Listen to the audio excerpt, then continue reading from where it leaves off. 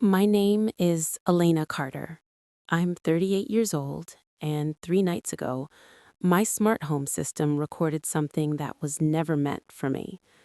I only found it because it flagged unusual activity while I was at work.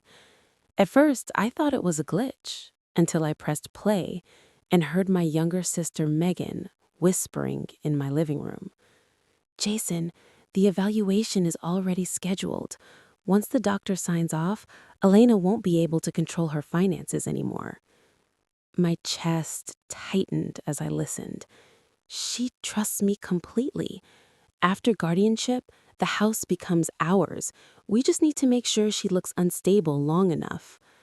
My hands started shaking because the house they were talking about was mine, and the woman planning to take it was the sister I raised after our parents died in a highway accident that left everything in pieces.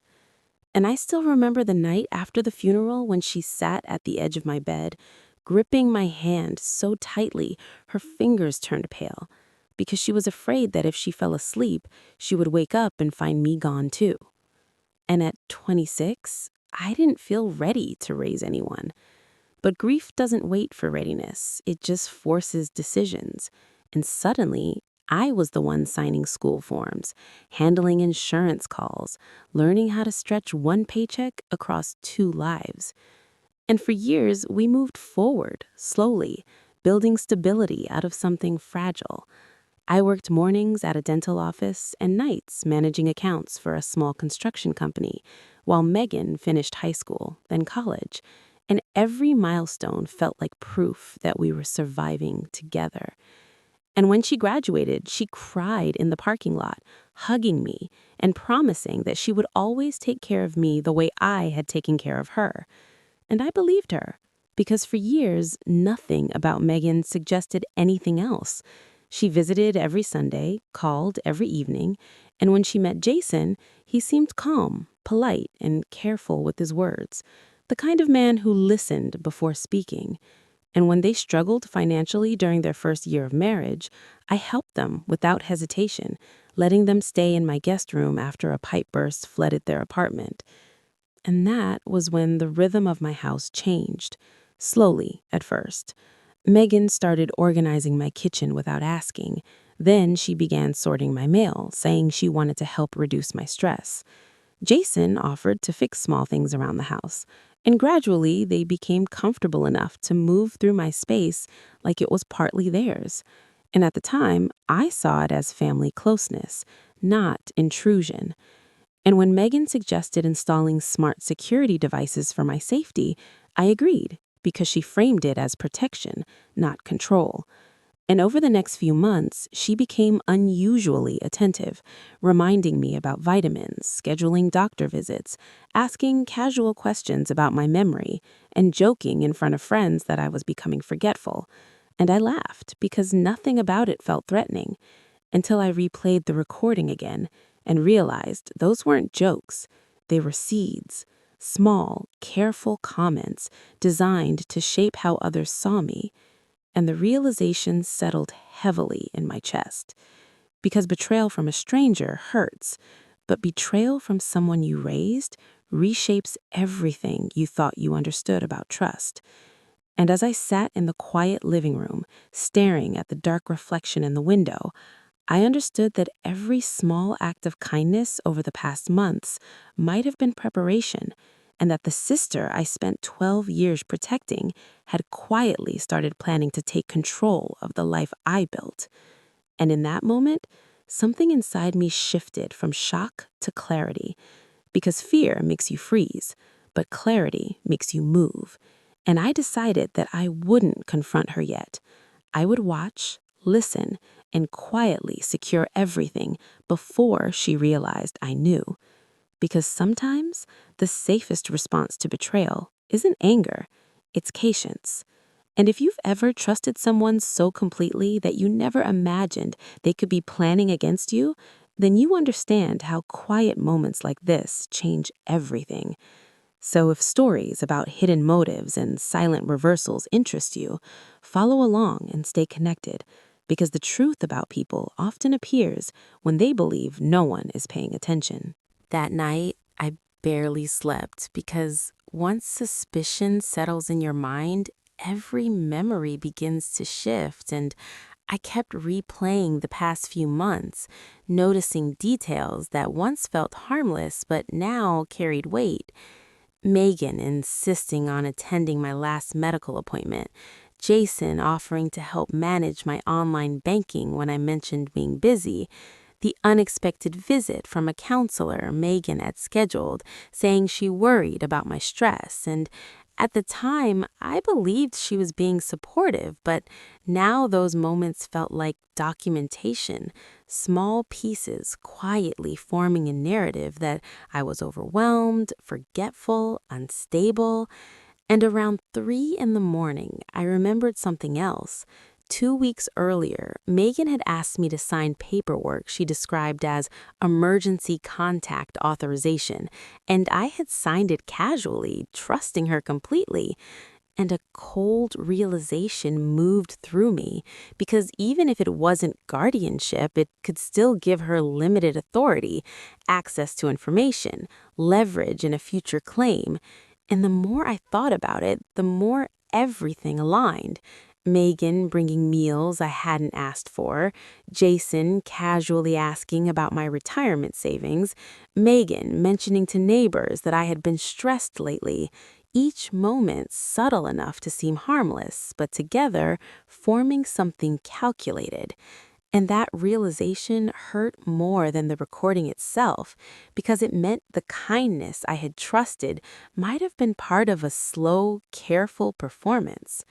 And around 4:30, the fear inside me began turning into focus, because I had spent 12 years learning how to manage crisis after crisis, and I knew panic would only give them the advantage. So instead, I opened my laptop and began researching guardianship laws, reading through legal forums and attorney websites, learning how difficult it actually was to take control of someone's finances without clear evidence. And that knowledge gave me something important: time. And by sunrise, I had already scheduled an appointment with an attorney who specialized in guardianship disputes, backed up the smart home recording to multiple secure locations, and contacted my bank to quietly review account permissions. And when Megan came downstairs that morning, smiling and asking if I slept well, I smiled back calmly, pretending nothing had changed, because sometimes the strongest move is letting people believe they're still ahead. And as she casually mentioned the doctor appointment she had scheduled for me later that week, I nodded quietly, already knowing I would attend my own independent evaluation first. And as she poured coffee and talked about ordinary things, I watched her carefully, noticing how comfortable she seemed, how certain she was that her plan was moving forward. And in that moment, I realized something important. People reveal their true intentions when they believe they are in control, and I decided to let her keep that belief just long enough for me to quietly secure everything, because confrontation would only warn her, but preparation would dismantle everything. And as the morning light filled the kitchen, I understood that the balance between us had already shifted. She believed she was guiding my future, but in reality, I was already rewriting it. And if you've ever experienced the moment when trust quietly turns into caution, then you know how silence becomes its own kind of strength. So if you enjoy stories where calm decisions change everything, stay connected, because sometimes the quietest moves create the biggest reversals. My appointment with the attorney was scheduled that same afternoon, and the entire drive there, I kept replaying the recording in my head, because hearing Megan's calm voice discussing my future like I was already incapable made something inside me harden in a way I hadn't expected. And when I finally sat across from the attorney and played the audio quietly on my phone, his expression shifted almost immediately from polite interest to focused concern. And he asked a few careful questions about the recent paperwork Megan had me sign, the doctor appointments she scheduled, and whether anyone else had recently gained access to my financial information. And as I answered each question, I could see him building a timeline in his mind. And within an hour, we began taking steps that felt small but powerful, reviewing my existing documents, revoking any limited authorizations I might have unknowingly signed, and scheduling an independent psychological evaluation that would document my mental competence before anyone else could attempt to question it. And for the first time since hearing the recording, I felt the tightness in my chest begin to ease because control was slowly returning to me. And before I left his office, he advised me to change passwords, secure digital accounts, and avoid confrontation until everything was documented. And as I walked back to my car, I realized how quietly the situation had shifted because Megan believed she was building a case against me, while in reality, I was already dismantling it piece by piece. And when I returned home that evening, Megan greeted me with her usual warmth, asking about my day and offering to make dinner, and I watched her carefully, noticing how natural her smile looked, how easily she moved around my kitchen like nothing had changed, and I responded calmly, matching her tone, because silence became my strongest advantage. And 2 days later, when Megan casually mentioned the evaluation she had scheduled for me, I calmly told her I had already completed one independently, and the shift in her expression was subtle but unmistakable. A brief pause, a flicker of uncertainty, before she forced another smile and nodded.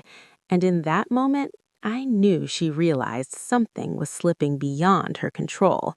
And later that afternoon, when my attorney sent formal notices revoking access permissions and documenting my competency, the atmosphere in the house changed completely.